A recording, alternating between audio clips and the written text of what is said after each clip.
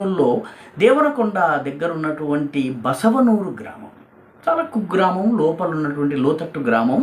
ఈ గ్రామంలో మునగాల గోత్రానికి చెందినటువంటి మాల కులస్థులైనటువంటి రఘురాముడు, లక్ష్మి, వెంకటేష్, రమంజని నలుగురు క్రైస్తవం వీడి హిందూ ధర్మంలోకి తిరిగి వచ్చారు.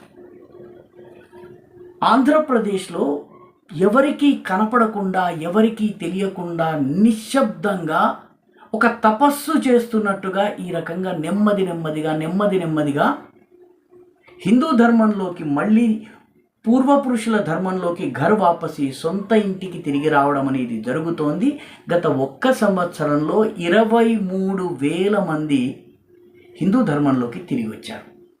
శ్రీకాకుళం నుంచి ప్రారంభిస్తే తడదాకా, ఇచ్ఛాపురం నుంచి తడదాకా వివిధ పట్టణాల్లో, నగరాల్లో, గ్రామాల్లో చాలా పెద్ద ఎత్తున ఈ నిశ్శబ్ద